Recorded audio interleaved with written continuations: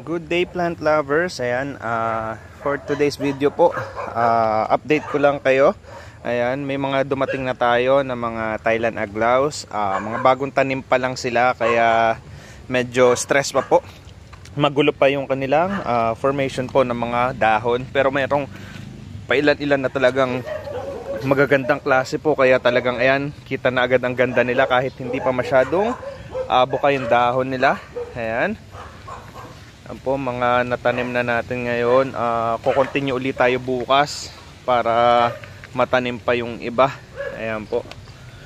Papastable pa rin muna natin yan. Once na bumuka yung kanilang mga dahon, ayan po. Ayan, isang indication na okay na po sila.